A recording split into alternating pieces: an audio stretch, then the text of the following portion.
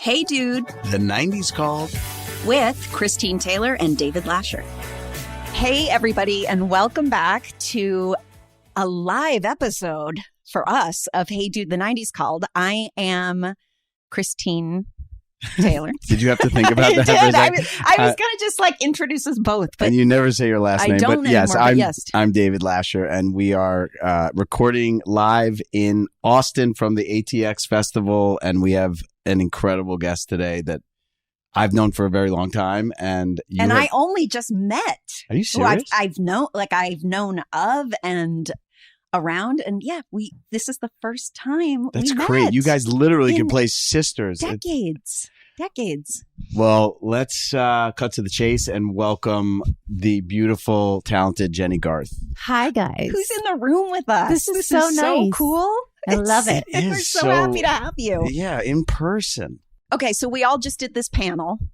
This will have happened by the time this airs. So maybe photos will have surfaced of all of us together. Who knows? But we had this great, fun panel where we all, a bunch of us from iHeart Radio got to talk about our podcasts. And we're obviously going to go back and talk a lot about your 90s, the beginning of it all. But you had the greatest answer when someone in the audience asked about, what you love most about doing a podcast. And she was so happy no one else said it. Oh my God, I was waiting. And Jennie said it was just wearing no pants, because I was going to go with the just no makeup, not having to think about it. But the no pants got a huge uproarious laugh. And Jennie, of course, followed up by saying she, of course, wears pants. But it is so great to have you. And all you do is talk about 90210. And of course, we're going to want to talk about it because you and David, that's how you guys met. We did, David. Oh my gosh. Year 91, 92? Because it was the beach episodes. So right? You were on the third season of the show. It was that summer where the show exploded. I don't know what happened. They aired them during the summer when everyone else was in repeats or something. Right. But it exploded like I've never seen anything. I've never been involved in anything that was that widely popular so quickly. Yeah, that was a crazy summer for sure. That was the summer of not leaving the house. Oh my God. We interviewed Jason and I had to ask him, what was it like to suddenly be so recognizable so quickly? And he said, I just didn't leave the house very much. He goes, I was working, like you said, 12, 14-hour days. And just, I wasn't going to a mall or walking around town, No, we didn't. We were working. We had no life outside of work at that time other than just going home and eating and sleeping and then waking up and doing it all over again for 10 years. I mean, Jason left a little bit earlier, but yeah, that sudden rise in the third season was unexpected, like you said, and just took us all off guard and changed our lives forever. And it was back in 92 or 93 when there was no social media, there was no cell phones, there was no internet readily available yet. I think it was still the the dial-up. That's the dial-up sound. I think that's in one of our promos. Exactly, the dial-up sound, right? But so it was crazy. It was a crazy, crazy time. But I do remember filming our scenes on the beach. We played volleyball. And was your character, was Kelly trying to get with Kyle? Was it Kyle?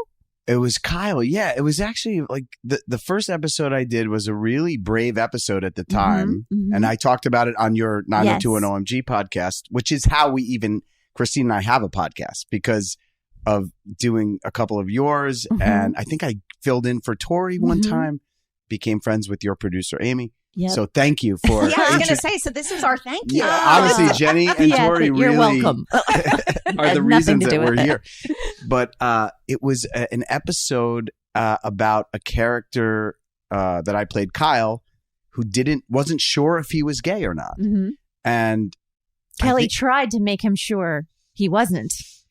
Well, but I think out. Kelly was like, no guy has ever not been attracted to me. What the heck is going on? And we have normal to say, right? Sure. I think your character was very confused that what do I have to do?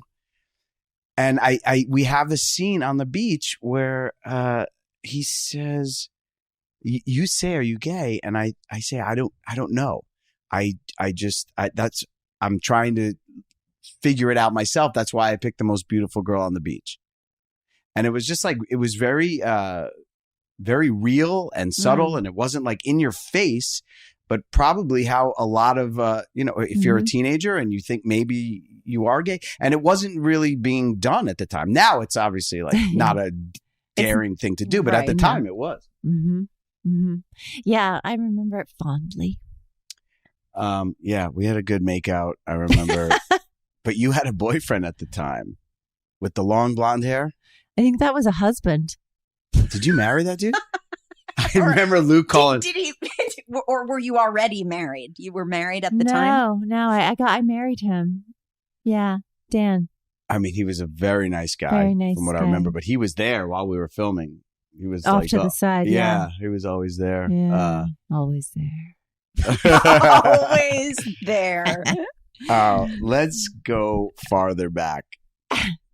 Further back than the 90s? Well, we always like to find out how it all started. I always feel like those stories, I know it's boring for you, but it's because we always say to people who have been on these massively successful shows that, quote, it was an overnight success. And it's never an overnight success. There's usually some years of auditioning, or were you one of the lucky ones where it was like one of the early auditions? Or just moving from Arizona to LA. That's a bold move. How did that happen? Was crazy. My mom and I just on a whim, I had been in, I wanted to be a dancer when I was younger, and I wasn't that good, truth be told. So I thought maybe I'll be a teacher, a dance teacher. So I was kind of teaching kids how to tap dance and stuff and thinking that was my future. And then somehow I got wrangled into doing a scholarship pageant, which was really just a beauty pageant, but they called it a scholarship pageant to make it sound more legit. And I thought it was to show off my dance moves. But I did this pageant, and one of the judges at the pageant was a man named Randy James, who was the head of casting for ABC television. And he had been wrangled into being one of the judges as a favor to somebody. So here we both were. And he and his wife were at this convention center where the pageant was. And they asked, have you ever thought of acting? And I was like, are you asking everybody here that? And they weren't, but they gave me some sides to read, and I read them with his wife. And they're like, maybe you have a future in acting. If you ever want to pursue it, here's my card. And my mom and I were like, whoa, that's so cool. And you were a teenager at I this was point? Yeah, I was 15 probably. That's definitely a green light to maybe pursue it. He was head of casting or big casting at ABC. So he went back to wherever he went back to. I went back to my normal life in Arizona, and I started going to once a week to acting lessons with a scene study lady. Her name was Jean Fowler, and in Arizona. And we would send the tapes of our work to Randy, the man that I had met, and he would, critique it and say, she's like, do this or do that. And we just kept doing that for a while. And then one day my mom and I took a trip to California and knocked on his door and said, you said if I ever wanted to pursue this, well, here I am. What do I do? Are you serious? Yes. No idea. You knocked on his door. Yeah. It's amazing. It was wild. So he really took some initiative in helping give you notes and developing you as an actress. That's amazing. Yeah. I mean, he discovered me, and he is still my manager to this day. Are you kidding? Wow. Yeah, he is not. I mean, he's my best friend. He's my manager. He's my father. He's family. And you met him when you were a teenager. Unbelievable. Isn't that wild?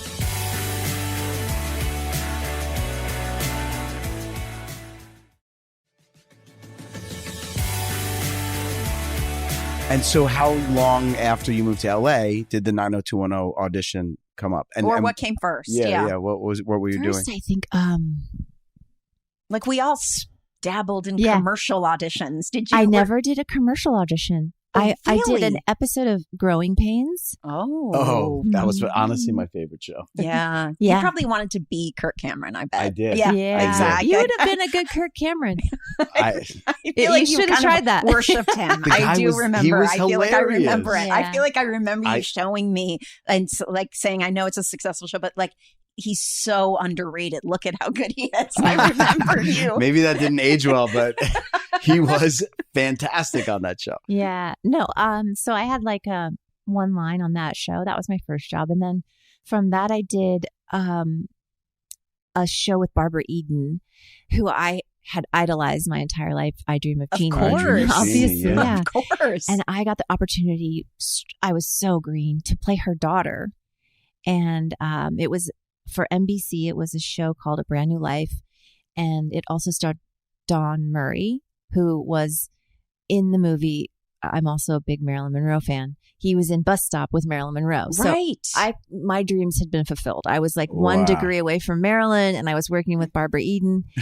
And so I would just sit and watch Barbara in makeup. I would watch her on set, and I learned everything about what it was to be a professional, what the kind of integrity she had on the set with everybody that she worked with, and just the person that she is and still is to this day is just such a real, kind, level-headed, down-to-earth person. And she was my sort of what I wanted to be like when I came up, if I ever came up and I didn't know where that role would lead me. And that show got canceled after 6 episodes. Mm-hmm. It was a really competitive time on network television then.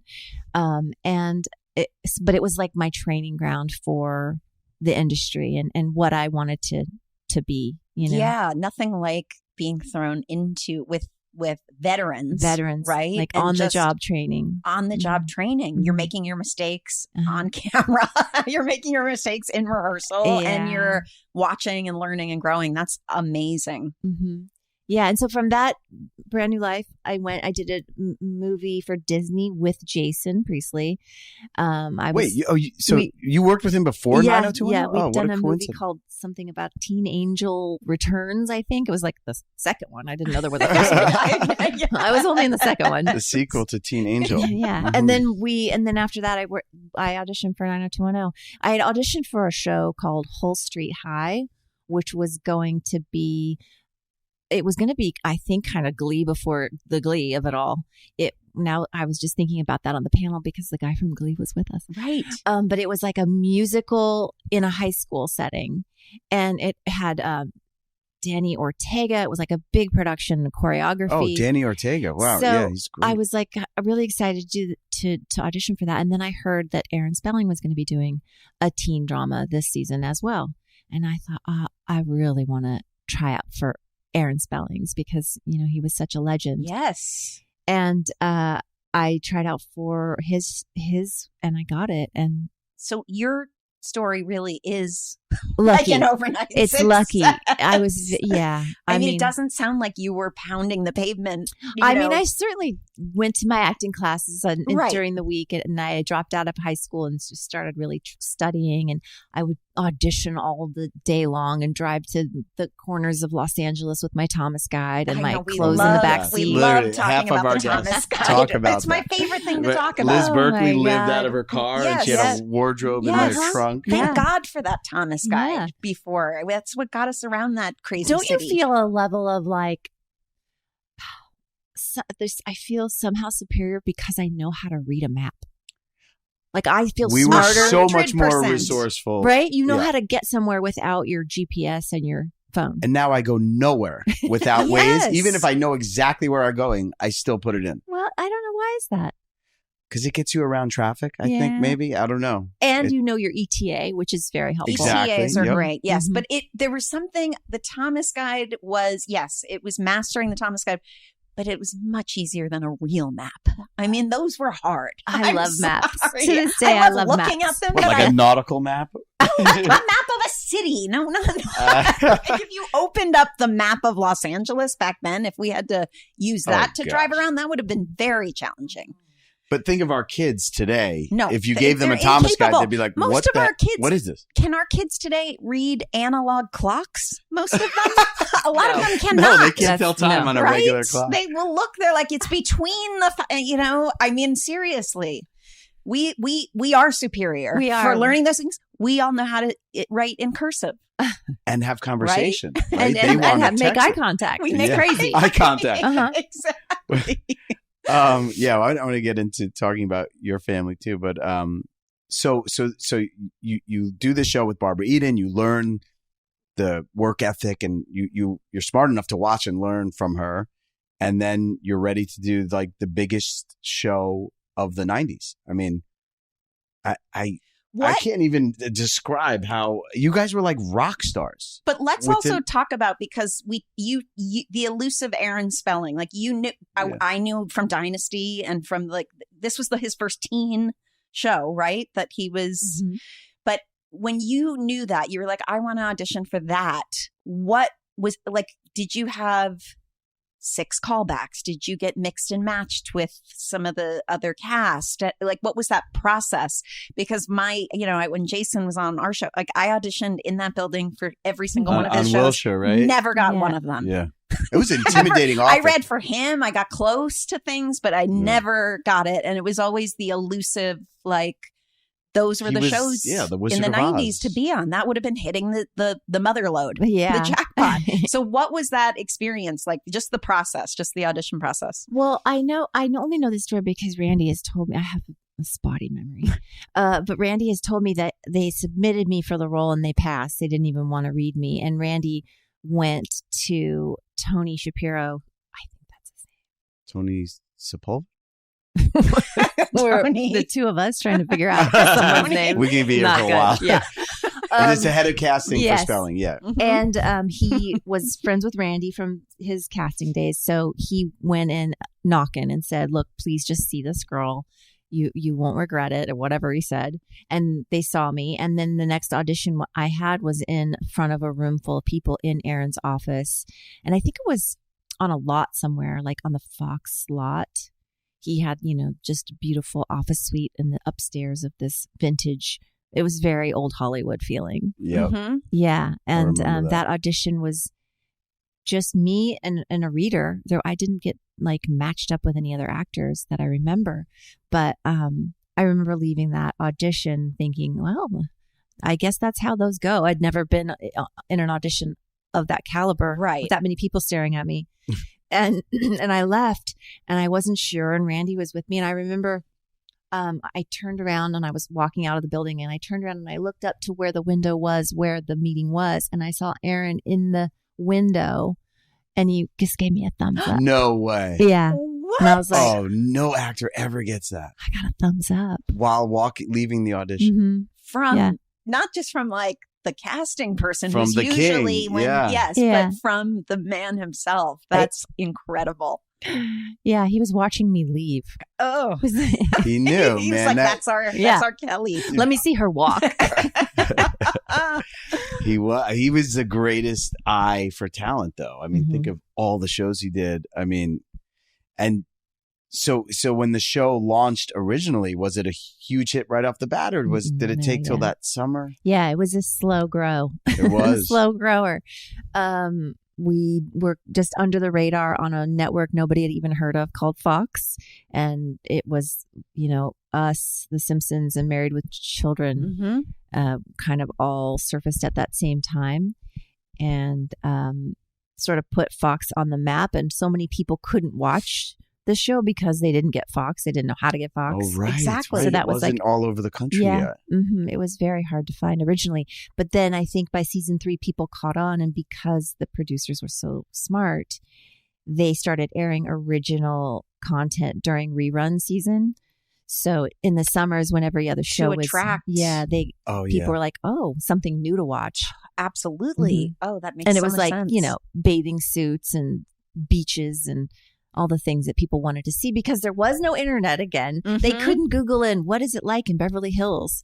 They couldn't see images of what life was like in that world. So we were like showing people in Germany and all over the world what Beverly Hills was like, right. and the what the elusive teenagers, Beverly Hills, yeah, right? Right. That, the brand of it your was like show. this, like, all people golden- probably knew was the Beverly Hillbillies, right? That version Yeah, of it, right? right? That was the only That's all other I knew TV about it. show. Yes, me Uh-huh. too. Or like Pretty Woman had come out, right? And she's Went shopping on That's Rodeo true. Drive. Yes, you But- had your. But you right. had to, moments, you couldn't yeah. Google it. You couldn't look at someone's Instagram. So you had to watch 90210 to see what is high school like in Beverly Hills. I Right. mean, such a brilliant idea. And so do you remember what it was like when the show really took off? I mean, we just talked about it a little bit, but I mean, I know you were working so much. You were kind of in a bubble. Yeah. They would send us out into the real world for like appearances and PR stuff. And that was always eye-opening, just the amount of crowds that would come, and I couldn't figure it out. I'm a girl from the Midwest. Like I don't get fame. That's not the world I live in even today. It never felt comfortable. No. So it was very surreal. And then, overwhelming. And there were times when I wouldn't leave, I couldn't leave the house, and I started to get all mental about it at a certain point. And it really did shape, those were my formative years too. I was 16, 17, 18, 19, right when that was all happening. And paparazzi and people following you and all that. It's scary. And that's a hard enough time anyway. Yeah. Like it's a hard enough time when you're that, like for a young girl that age, your hormones, your body, everything's changing. You're growing. You're becoming a teenager into a young woman, and to do it under a microscope in that way, I can imagine wanting to be a shut-in.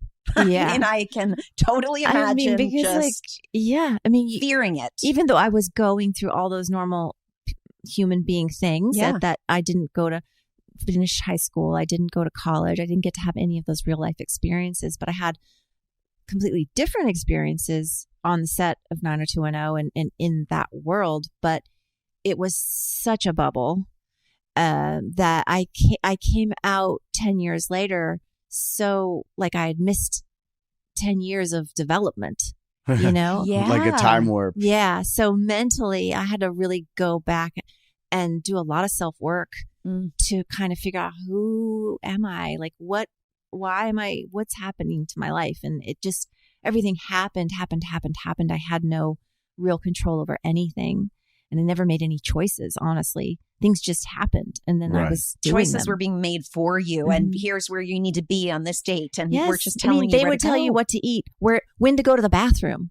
Oh like, we have 5 minutes. You can go to the bathroom now, and I'll be right here waiting for you when you come out. And you're like, you okay. forget about that, right? Like the simplest decisions are just made for you. But telling you what to wear and the events and everything. Yeah. But You're you right. had, I'm sure you gained a wisdom that you never would have had you, just lived, not been on a major TV show, right? Yeah, like I a wisdom and a work ethic and knowing almost like a grown up, but then stunted in other ways, right? Fully like a grown up. Yeah. With all the bills right out of the gate. I bought a house when I was 18, like all the things that you have as a grown up. And I had a lot of people helping me. So I really still didn't know what it was like to be a grown up. I was just living the grown up life. Right.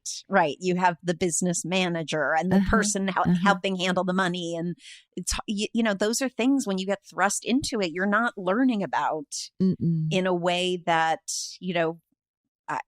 for lack of a better, I don't want to say normal, but like a traditional trajectory of a kid going through college who's like, okay, I got to get out and find a job. And now I got to figure out what I'm doing. Right. But to have money and be having to make very big choices and not really know what any of it means. Yeah. Those are like big being life lessons. thrown into a pool learning how to swim or something. And then I got pregnant really early. You were so young, right? Yeah. I think I was 23 when I was pregnant with my first daughter. Oh, wow. And now having teenage and grown women to launch out into the world, I am at such a disadvantage because I'm like, I don't know what it's like. I'm here to help you navigate it as best I can, but I'm learning with you right now. Right. Like, how do you start out in the real world? And it's been such an interesting journey. And in this world.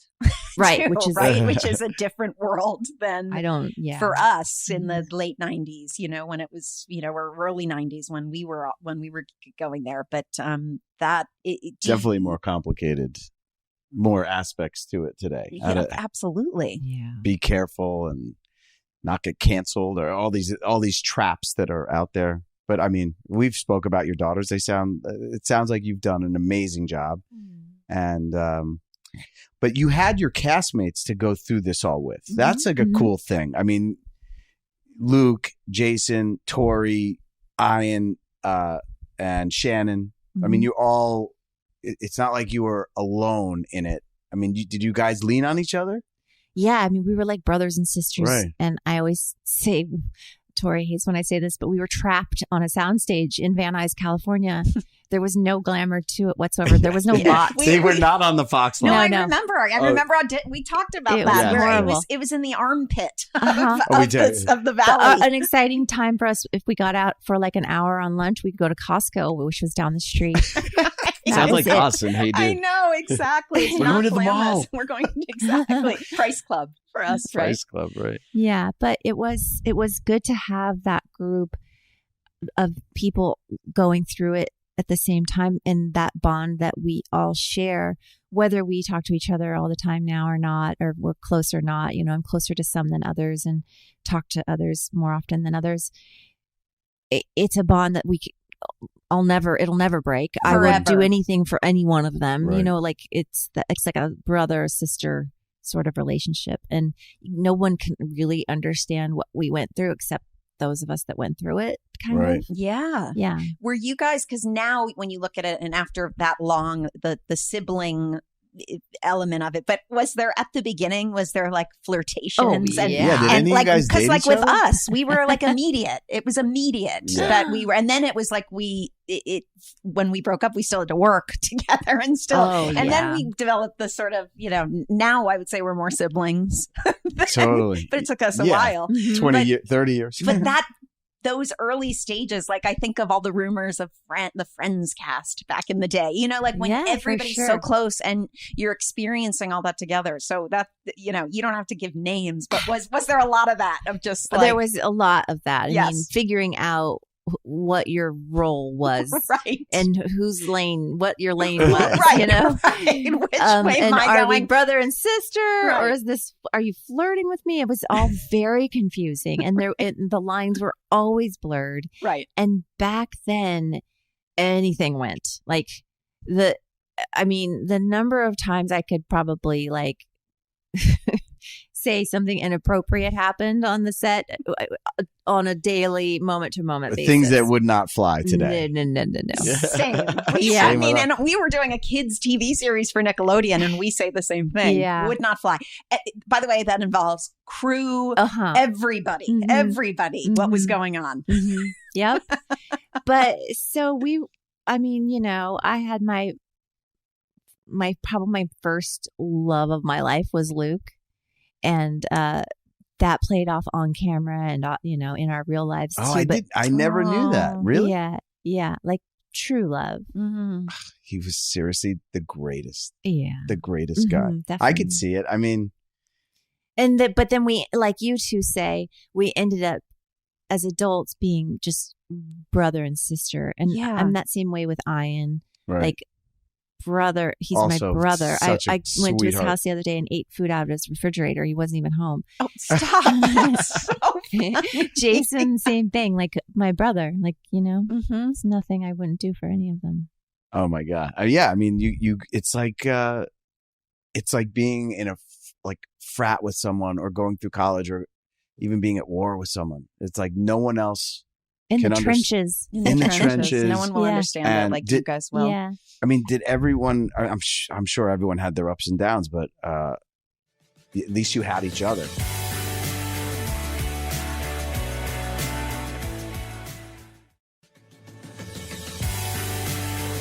Shannon left after season 4? Yeah, apparently. I didn't realize that. I had forgotten too. Yeah, but our podcast is on season 4 now, and so it's getting ready to happen. And as a viewer, I'm like, wait, what? That's because how many seasons did you do of the show entirely? Yeah. 10. And she left. Oh my god! Because I don't. I can't think of the show without her. Without Brenda, because it was Brenda and Brandon, and then Brandon left too. And when did he leave? That was later. Maybe 7 or 8. Okay. I mean, that's big difference. Yeah. Why did Shannon leave, in your opinion? Like, what was the deal? I think that there was just a lot going on in her personal real life, and it was a lot for her to juggle, and it affected, personally and professionally, a lot of decisions that she made. And I think in our from my experience, what I experienced with the rest of the cast was a level of like, come on, we're all here doing this. We'd all like to go home at a certain time. It would be great if you could be on, be on time, or, all the things that you have to be a super team player to make a production like that work. And it just kind of started to split, and there wasn't as much of a team environment. And I think that had a lot to do with the behind the scenes decisions of her either leaving or her being, written out or whatever it was. Right. I will never know the truth because it didn't happen to me. So I can't really ever say. But I think it, it's what she wanted. Ultimately, I don't think she wanted. Does anyone look back at leaving a show at the height of its success as a good decision? I mean, I don't know. I can't talk for her, but like, how do you leave a show right when it's like at the peak? Why would somebody do that? I think it was a mutual.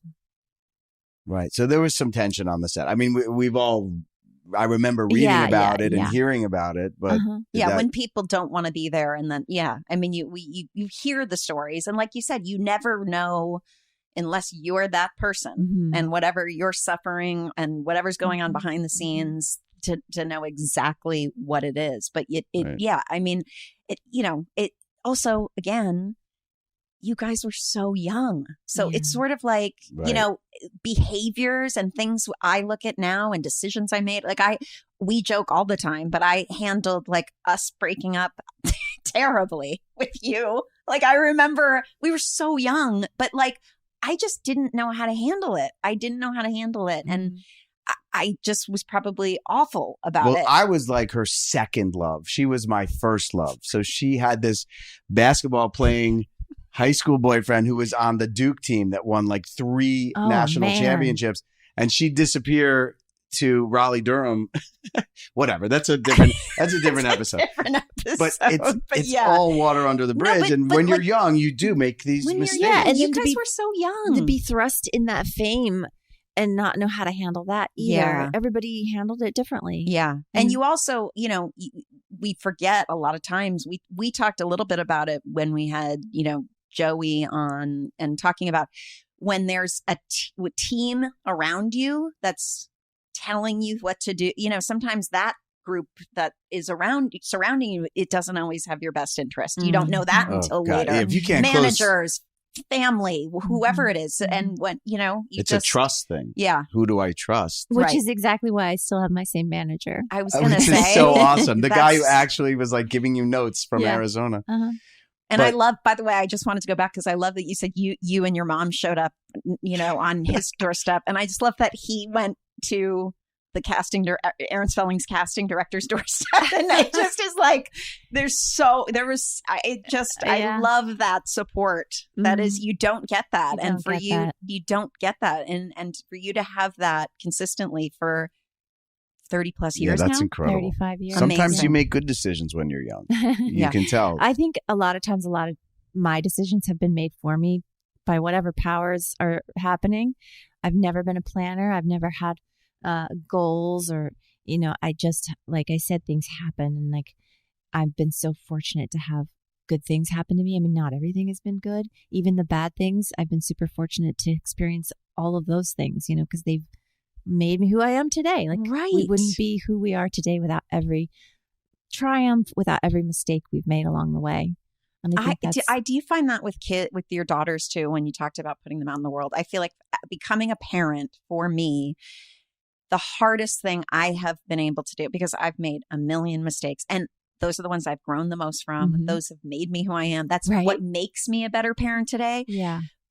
But when it's my kids, you don't want them I want them in a bubble. I don't want them to hurt. No. I don't want them to suffer. I don't. And it's the exact opposite. If you don't do that, then they're not going to be ready. I know. To be in the you world. Have to let them make their mistakes. They have to make mistakes. They have to. But I'll do everything I can. Everything. So that they don't have to. Right. Everything. Yeah. I think of like the John Turturro, the boy in the plastic bubble. I want to just You want to put your kids in a plastic bubble? Not really, but I want to protect them. Then you're depriving them of getting that thick skin and that strength. 100%. It is just a tug of war. It is. I know intellectually it's the right thing to do, but I want to just like wrap them up. And I think the best thing you can do is help them with their judgment. Like you said, you surround yourself with the people, even if it's few people that you trust and know have your back and have your best interest. Mm-hmm. And if nothing else, those people who are making those decisions, you pick them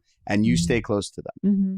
And I just really do focus on them listening to themselves, because I think, they have a little bit of me in them, and I know that they have the instinct. Yeah, their gut. They're going to listen to listen that. to your gut. I always say, just listen to what you want. What do you want right now? Yeah. I mean, it must be scary to be a parent if you don't trust your child's judgment. It is. I've been there. I mean, even with you guys, I think your kids are a little bit young. No, yours are. I have a 20, 18, and 13. Yeah, I have 26, 20, and 17. And I have 21 and 17. Yeah. So all similar. Yeah. But you go through times when you trust them, and then they break your trust, and you're like, wow, okay, right. I'm an idiot.